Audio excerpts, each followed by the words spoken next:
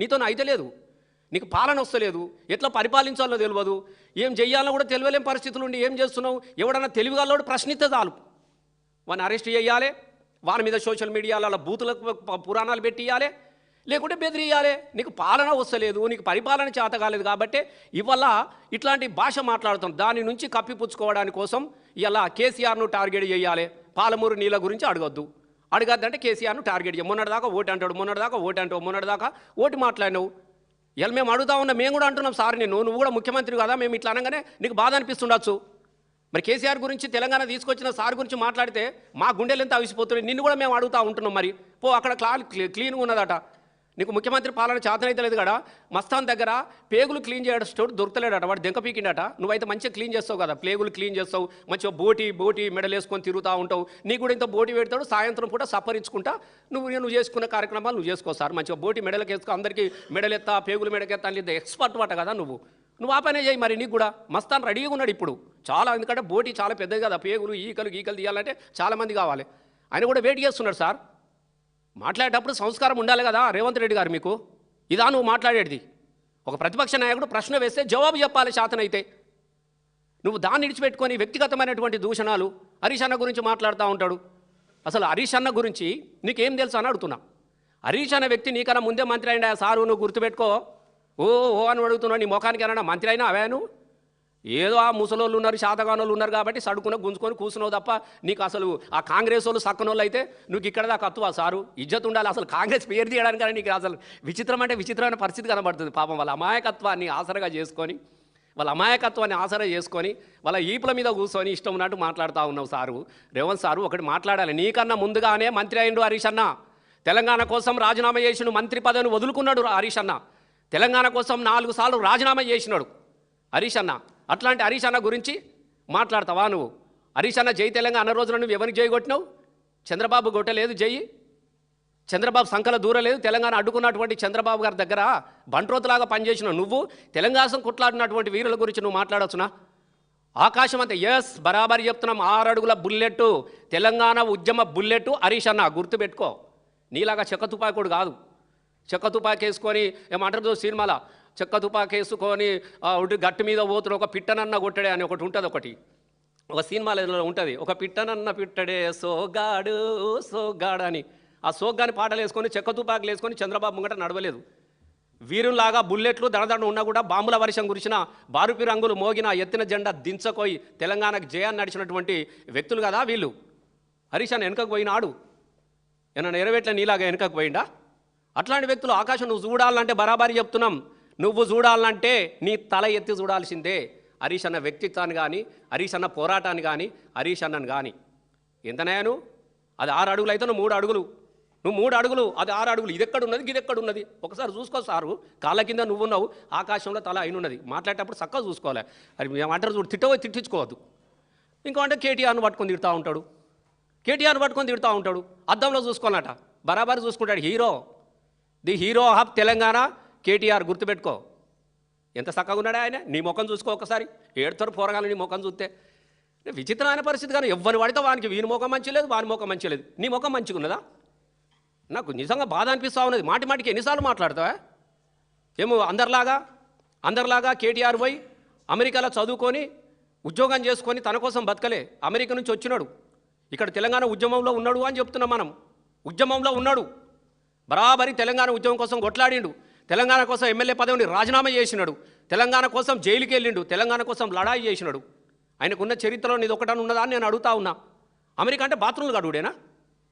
ఇజ్జత్ ఉండాలా? ఎన్ఆర్ఐలు ఇలా సోషల్ మీడియాలో పెట్టిర్రు, పొట్టి తిడుతున్నారు. అవి చదువు గుండాకి చచ్చిపోతావు. అమెరికా అనగానే బాత్రూములు దోముడు, అమెరికా అనగానే బాత్రూములు.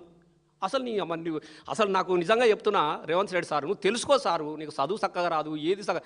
అమెరికాకు పోయినా మన బిడ్డలు ఇలా పెద్ద పెద్ద ఐటీ కంపెనీలు పెట్టిరు, పెద్ద ఫార్మా రంగాలు నడిపిస్తున్నారు, ఇండస్ట్రియల్ నడిపిస్తూ ఉన్నారు, పెద్ద కంపెనీలకు సీఓలుగా ఉన్నారు కదా మనోళ్ళు. అమెరికా పోయినోళ్ళ బాత్రూమ్లో చేస్తాడా? మరి మీ అన్ననో తమ్ముడో ఉంటాడు కదా ఒక ఆయన, అదే రోజు బాత్రూమ్లో తోముతుండే. అడుగు మరి ఒకసారి మీ వాళ్ళకి ఫోన్ చేసి, తమ్ముడా నువ్వు ఏం చేస్తున్నారో అంటే మరి బాత్రూమ్లో అడుగుతుండే. ఆయన కూడా చాలా రోజులు అయిపోయి అమెరికాలో. నువ్వు కూడా పోతున్నావు కదా అప్పుడప్పుడు, నువ్వు కూడా గదే పని చేసి వస్తున్నావా అమెరికాలో? నేను అడుగుతున్నా సారు. అమెరికా ఓడు అనగానే బాత్రూమేనా అంటే ఎన్ఆర్ఐలో నువ్వు అవమానిస్తున్నావా? నువ్వు ఉన్నత చదువులకు వెళ్ళినటువంటి బిడ్డలయా, నీ ముఖానికి ఎట్లావు అమెరికాకు పంపించే శక్తి లేదు. కేసీఆర్ గారు ఉన్నప్పుడు స్కాలర్షిప్ ఇచ్చిండు, ఓవర్ స్కాలర్షిప్ ఇచ్చి 20 లక్షల రూపాయలు విమానం టికెట్ ఇచ్చి పిల్లలను పెద్ద పెద్ద ఉన్నత చదువులకు America, London, Canada, Russia, Australia ఎక్కడ పడితే అక్కడ పిల్లలను చదువుకోవడానికి పైసలు ఇచ్చి నా తెలంగాణ బిడ్డలు గొప్పగా చదువుకోవాలని చెప్పేసి ఆలోచన చేసి పంపించిండు వాళ్ళకు. ఇక నువ్వు అట్లాంటి బిడ్డలను పట్టుకొని అమెరికా అనగానే బాత్రూమ్గా అడిగిండు, ఇదిగా అడిగిండు, ఇది కానీ ఎంత అవమానకరమైన రీతిలో మాట్లాడడం అనేది మంచిది కాదు రేవంత్ రెడ్డి గారు. ఇది నీకు మంచి కాదు. ఒక ముఖ్యమంత్రి స్థాయిలో నువ్వు అమెరికాలో ఉన్నటువంటి ఎన్ఆర్ఐలను బాత్రూమ్లు కడిగేటోళ్ళు, షాపింగ్ మాల్లో పనిచేసేటోళ్ళు, ఊడ్చేటోళ్ళు అని చెప్పేసి అవమానంగా మాట్లాడడం అనేది ఇది నీ పద్ధతి మంచిగా లేదు. దయచేసి వాళ్ళని అవమానపరచకు అని చెప్తా ఉన్నా. ఎందుకంటే నువ్వు కూడా పోతున్నావు, నువ్వు కూడా చేస్తూ ఉన్నావు.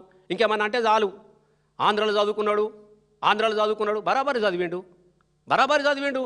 అప్పుడు తెలంగాణలో మీ ముఖాలకు చదివి ఎక్కడ దాంటుంది. ఇక్కడ తెలంగాణ రాష్ట్ర ఉద్యమం జరుగుతూ ఉన్నప్పుడు మొత్తం వాళ్ళే కదా ఇక్కడ చదువులు, తెలంగాణ చదువులు ఆగమైపోయినాయి కదా. మా పిల్లలందరూ విద్యార్థులని ఇక్కడ పోరాటాలు చేశారు, మాకు మంచి విద్య కావాలని పోరాటం చేశారు, మంచి సర్కారు స్కూల్ కావాలని పోరాటం చేసినారు, తెలంగాణ విద్య కోసం పోరాటం చేసినారు. ఇక్కడ లేనప్పుడే కదా అక్కడ చదువుకొని వచ్చి అమెరికాకి వెళ్ళి ఆడ చదువుకొని వచ్చి మళ్ళీ తెలంగాణ ఉద్యమంలే కదా ఆయన మేధస్సును ఆయన జ్ఞానాన్ని తెలంగాణ కోసమే పెట్టిండు కదా కేటీఆర్. అట్లాంటివి పెట్టుకొని ఆంధ్రకు పోయి చదివిండు. మరి నువ్వు ఆయన ఆంధ్ర పోయి చదివి మళ్ళీ వచ్చినాడు, నువ్వు ఆంధ్రకు శాశ్వతంగా అల్లునే చేసుకున్నావు కదా. అదే నీ విచిత్రం కూడా చదివేత్తనే నీకు నొప్పి పెడితే మరి నీ అల్లుడేవాలే నాకు చెప్పు.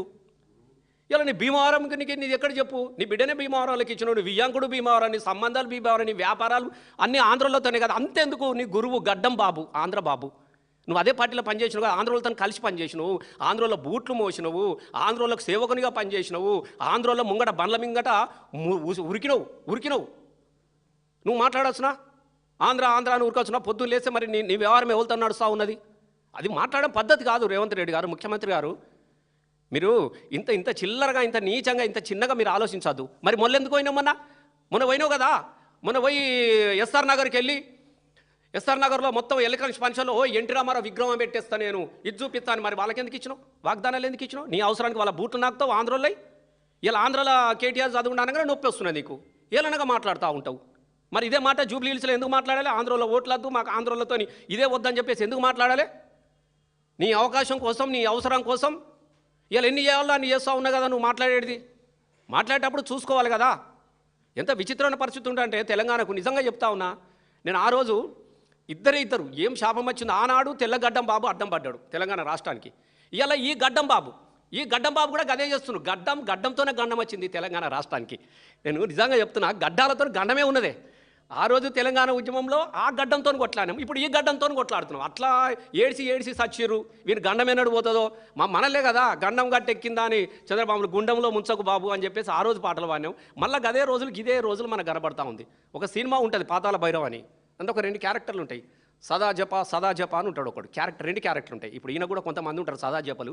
ఆ మాంత్రికుడు మాట్లాడి సదా జప, అద్దంలో చూసుకుంటా సదా జప, మనం ఎట్లున్నాంరా, మనం చాలా అందంగా ఉన్నాం గురు అంటాడు వాడు. మరి చెప్పకుండా వీడు వీకెత్తాడు కదా, ఉద్యోగం వీకెత్తాడు కాబట్టి. సేమ్ ఈయన పాలన ఎట్లుందంటే ఓహో అనేటోళ్ళు కొంతమంది ఉంటారు కదా, 3 రంగుల జెండా బట్టి అని ఎగురుతూ ఉంటారు కదా. ముసలు చచ్చిపోతూ ఉంటే కూడా పెన్షన్ కోసం ముసలు చచ్చిపోతూ ఉంటే 3 రంగులంగానే అని లేపించుకుంటారు కదా క్యాసెట్ అందులో.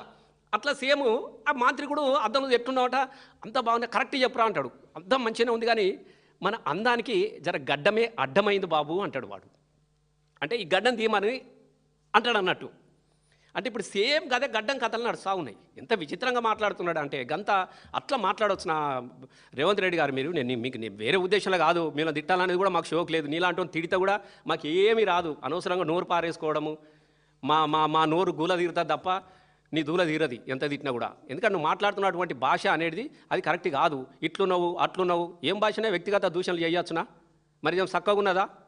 నువ్వు కూడా కదా రోజు ఒకసారి రంగేయకు, నీ గడ్డానికి తెలుస్తుంది నువ్వు ఎట్లున్నావు. నీకు తెలుస్తుంది అంటున్నా. మొత్తం పార్టీల రంగులు మార్చినట్టు గడ్డానికి రంగులు మార్చగానే పెద్ద లీడర్ కావు. నేను 100% చెప్తున్నా, భాష మంచిది కాదు. నువ్వు ఒక్కసారి మళ్ళీ నువ్వు రివ్యూ చేసుకో. నేను ఫైనల్గా ఇంకొక విషయాన్ని నేను చెప్పదలుచుకున్నా. ఎంత ముఖ్యమంత్రి గారికి నేను వినయంగా మనవి చేస్తూ ఉన్నా. నేను ఒక 2 సార్లు ఎమ్మెల్యేగా పనిచేసిన, సాంస్కృతిక సారథి చైర్మన్గా పనిచేసిన, 14 సంవత్సరాలు తెలంగాణ ఉద్యమంలో ప్రభుత్వ ఉద్యోగాన్ని, టీచర్ ఉద్యోగాన్ని కూడా వదిలేసుకొని ఈ తెలంగాణ కోసం కొట్లాడిన వ్యక్తిగా చెప్తా ఉన్నా సార్. నేను చూసిన కొన్ని నిజాలు మీతో మాట్లాడుతూ ఉన్నా. మీరు చాలా తప్పుడు మాటలు మాట్లాడారు రేవంత్ రెడ్డి గారు. మీరు కేటీఆర్ని పట్టుకొని నీ అవ్వ అని అనొచ్చునా? మీరు అనొచ్చునా సార్? నువ్వు ఒక ముఖ్యమంత్రి కదా, ఏం మాటలు అంత అహంకారమా? అంటే ముఖ్యమంత్రి నేనున్నానా? ఎన్ని రోజులు ఉంటుంది నీ ముఖ్యమంత్రిగిరి? అసలు ఏం తెలుసు? కేటీఆర్ నీ అవ్వ అని మాట్లాడినవు.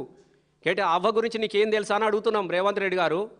తెలంగాణ ఉద్యమంలో ఆ తల్లి కేటీఆర్ గారు వాళ్ళ అమ్మ, ఆ తల్లి ఒక్కరోజు కూడా కంటిన్యూ నిద్రపోలేదు.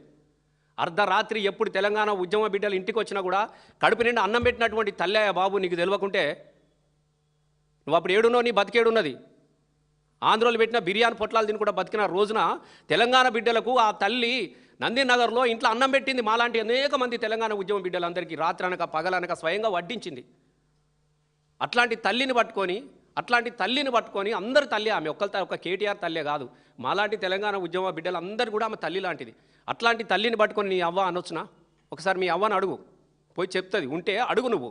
నేను గిట్లా కేటీఆర్ గిట్లా మాట్లాడినాను, ఏమంటుందో నీ తల్లి చీపురు కట్టతం కొడుతుంది, నేను చీపురు కట్టతం కొడుతుంది. ఆడబిడ్డలను అడుగుతుండు, అవునా అని అడుగుతురు. వాళ్ళకి చేతులా ఏమి లేవు, చెక్ చేసి పంపించు. చీపుర్లు ఉంటే నేను చీపుర్లతో కొట్టేటోళ్ళు ఆడబిడ్డలు. ఒక సర్పంచ్ల సత్కార స్థర్మంలో ఒక తెలంగాణలో ఉన్నటువంటి తల్లుల గురించి, అవ్వల గురించి నీ అవ్వ అని మాట్లాడినటువంటి కుసంస్కారం ఉన్నది నీకు. అసలు నువ్వు ముఖ్యమంత్రి అని చెప్పుకోవడానికి చాలా సిగ్గు అనిపిస్తున్నది మాకు. నువ్వు భాష తెలుసుకొని మాట్లాడుకోవాలా ఎవరు ఏంది అనేది. నీకు ఎట్లా నేను 100% చెప్తున్నావు, ఇది చివరి ముఖ్యమంత్రి నేను చెప్తున్నా కదా. నువ్వు అన్నో మల్లతాపకు రాని అని కాదు. మరి ఇప్పుడు ఈ 5 ఏళ్ళు ఉండడం చూసుకో నువ్వు. నాకు ఎందుకనంటే నీది మంచి లేదు. నాకు ఇలా పొద్దుగాలని ఆయన జ్యోతిష్కు నాకు నమ్మకం లేదు, కానీ ఎందుకైనా మంచిది కిరికిరి మాట్లాడుతున్నా. ఒక జ్యోతిష్యుని అడిగిన నేను, ఏంది ఆయన ఊ అంటే తొండల పేరు తిత్తుండి, ఏంది అసలు ఈ ముఖ్యమంత్రి అంటే, ఆయన మొత్తం అంతా చూసిన తొండ దోషం ఉందట రేవంత్ రెడ్డికి. తొండ దోషం నిజంగా ప్రామిస్ చెప్తున్నది, రియల్గా చెప్తున్నా. తొండ దోషం ఉన్నది అటు నాకు. ఈ దోషాలు చాలా రకాలు ఉంటాయి కదా, ఈ తొండ దోషం ఎట్లా వచ్చిందని నేను మళ్ళీ అడిగితే ఏం చెప్పినట్టే, ఏం లేదు, ఒక రోజున తొండలన్నీ కలిసి సమావేశం పెట్టుకున్నాయట. ఇక తొండలు అంటే మీకు ఎట్లుంటాయి, అవి ఏడబెట్టుకుంటాయి. ఈ గోడలు ఆడ పాత గోడలు ఉన్నా, ఏ గోడలు ఉన్నా పాక్కుంటా పోయి మొత్తం గుండ్ల మీద ఈ గోడలు ఎక్కినాయట. ఎందుకంటే ఈ గోడలు ఏడ మంచి గోడ ఉంటే నాకుదామని పోయినాయి. అవి అన్ని పోయి గోడల మీద సమావేశం పెట్టుకున్న తొండలని. ఈ తొండలన్నీ ఒక్క బందుకు సమావేశం పెట్టుకుని